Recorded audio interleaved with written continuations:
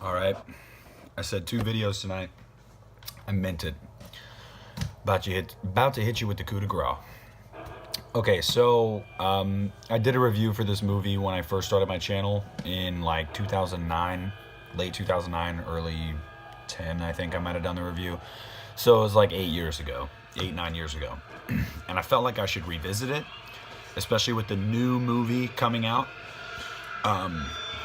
Talking about Halloween lately for everyone has been all the rage, I guess you could say. And tonight, we are going to talk about one that everybody loves to hate. Are you ready? Halloween 2. Yes. Rob. Zeke, get out of here. I'll tell you what. Rob freaking zombies. Halloween. Not a remake.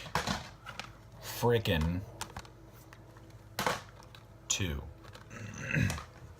Alright, so let's get right into it. I get bothered with some of the things that I read and I hear about this movie. Look, I get the purist's point of view. Oh, Loomis isn't the same. Michael isn't the same. The original score is only there at the end. It's all Rob Zombie. It's not Halloween as we know. Just this and that. I get it. I hear it all. And the funny thing is, that's the point. What Halloween 2 does is what Rob Zombie wanted Halloween 2 to do. Let's first start off by saying that a sequel to the reboot, remake, whatever you want to call it, was going to happen.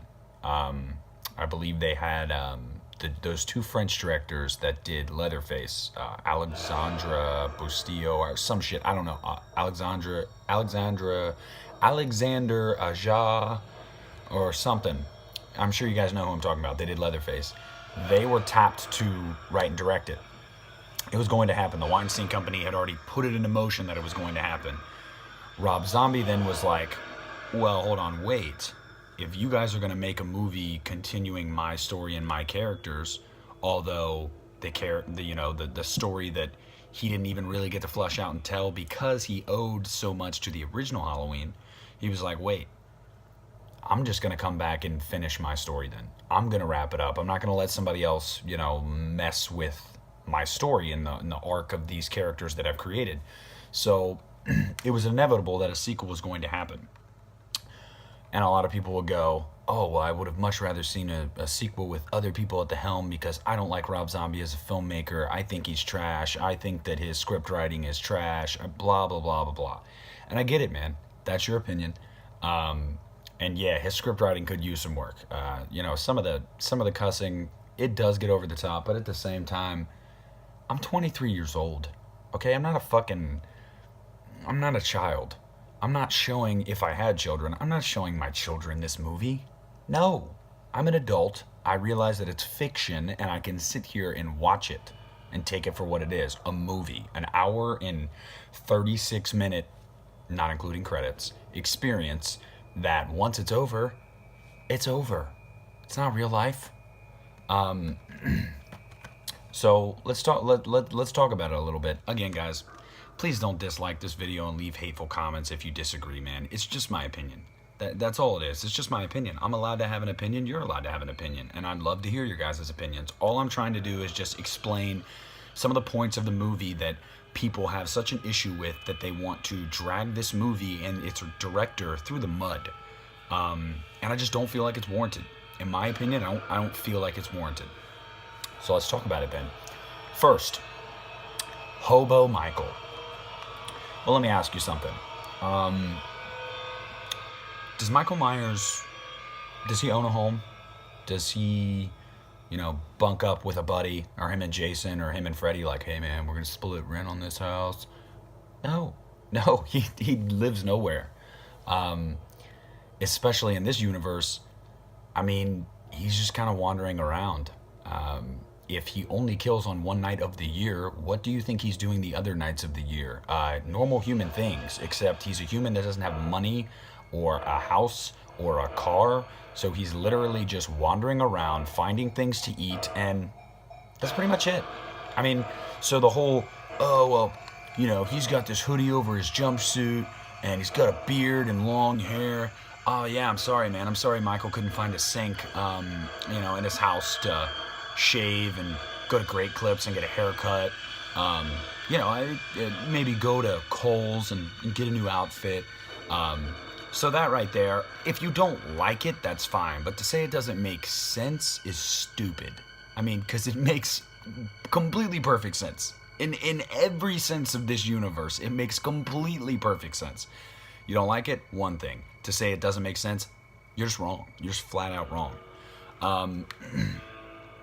Deborah Myers, young Michael, and the White Horse. That's the next topic we're going to tackle.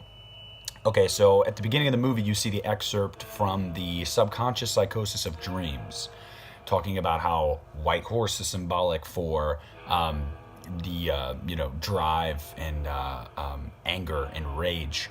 So it's symbolism for that. The only time you see it through the movie, aside from the very last shot, is through Michael's point of view. So it's basically a symbol of the inside of this guy's mind. I don't know if you know, but over the course of 40 years now, it'll be 40 years, this guy's killed a lot of people. And I mean, even in the new universe that we're talking about here with the '07 movie and then this one, he still killed a lot of people. He had a really fucked up upbringing. Dude's just messed up. To see things and hallucinate is not out of the question. It's actually probably expected and not just likely, but it's just fact, like it's going to happen.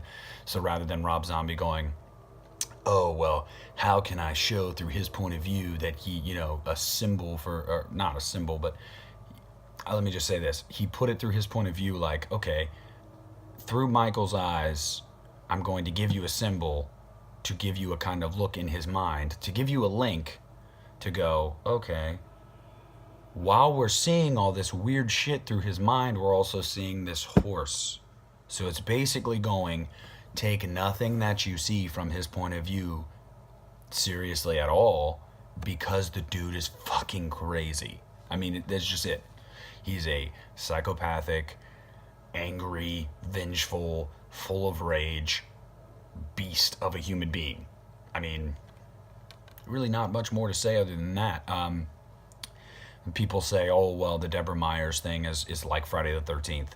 I mean, maybe, but at the same time, who came first, Michael or Jason? Oh, it was Michael. Okay. So I don't really want to hear comparisons there. You could compare things from Friday the 13th, like you could look from Friday the 13th's perspective, but from Halloween's perspective, you can't, because this series is what created that one.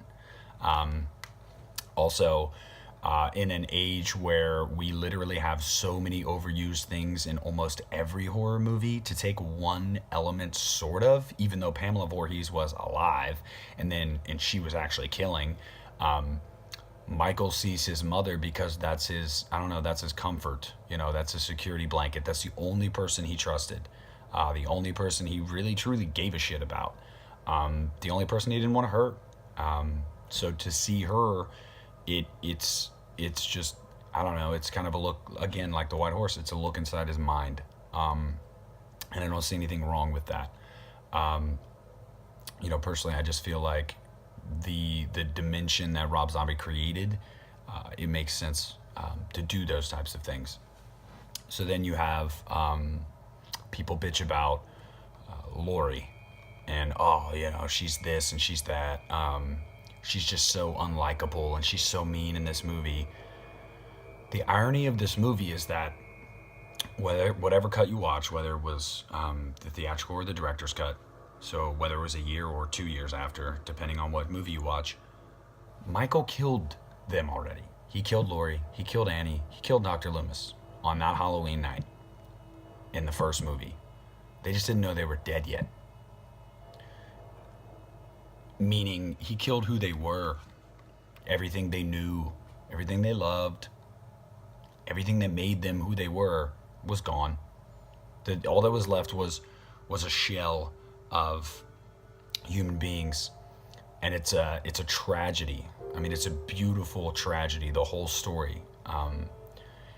You can't tell me right now that if you were Laurie Strode and your entire family and all your friends were butchered and you made it out, you wouldn't feel guilty. You wouldn't need therapy. You wouldn't hate the world because you don't understand why it happened. You wouldn't hate yourself, kind of, because you wonder why you survived and nobody else did. You know, you'd have that guilt, that burden, always. I know I would. And that's not even a point to defend the movie. It's just true. I mean, it's just a tragedy. It's what it is. The movie is about emotional and mental turmoil, the effects of what happened. Really fleshed out, and I give him credit for that. You know, he could have just swept it under the rug and been like, oh, well, they're a little fucked up, a la Halloween H2O, where you see Laurie at first, oh, she's drinking and she's angry, but somehow she pulls out of it and she's just this badass. I love Laurie Strode and Jamie Lee Curtis, and I do like that movie, but it doesn't make as much sense as somebody that is just genuinely beaten and weathered. And as you're trying to get through all of that, everything that happened, it happens again. Your new friends die. The one friend that survived dies, and he comes for you again. You would go insane. You'd go insane. At that point, you'd be like, yo, is there a gun around? Because I just want to shoot myself in the fucking head. It makes total sense. She's fucked up. She just is. It's what would happen to any of us. And the way she handles it is, it's the textbook definition of, you know, the stages of grief. You know, you're in denial and anger. That's where Laurie is right here. She's still just beginning her process of coming to terms with all this and her life moving forward from it. So it makes sense. You know, whether you like Scout or not, whether you like the, you know, the actors and the dialogue or not, the plot makes sense. It just does. It makes literal sense. Realism is seen all throughout this movie. Now, people talk about like the dreams and the hallucinations and all that kind of stuff. It's to show you that she is just like him up here. She may not be like a psychopath. She may not end up being a notorious serial killer.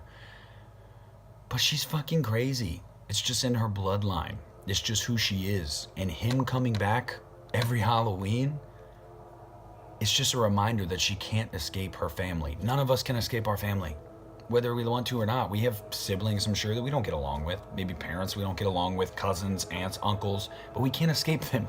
As much as we try, they're still related to us. They're still going to be at the big family functions. In a more fucked up way, that's just what this is. She cannot escape that. It is who she is. He is who she is. In a way. Again, don't read too much into that, but in a way. Look, the bottom line of this movie is it's a beautiful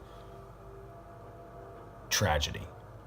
It is just a genuinely grounded, different approach to the slasher genre and the surviving victims. You have never seen, ever, in slasher movie history, a sequel with surviving characters have the character arc that these characters in this movie have. It's just a dark movie because that's just how it would really be. If you expect her to be the same spunky teenage girl, happy-go-lucky, I'll forget all about that happened, everything that happened, you know, a year or two later, it's just not going to happen. It's never going to happen. That kind of shit changes you. So, I mean, you know, it's like the movie focuses a lot on symbolism. The movie focuses a lot on, you know, true psychosis and getting into the mind of a serial killer and then the mind of somebody that can't escape the serial killer no matter how much they try. They can't escape them physically because he keeps coming for her. They can't escape them mentally and emotionally because they're related, they're connected. Whether she wants them to be or not, they just are, and she can't get away from it. people complain about Dick Loomis as well. Oh, Loomis is just such an asshole. You know, Rob Zombie ruined the Dr. Loomis character. I mean, Dr. Loomis thinks that Michael is dead. Dr. Loomis almost died.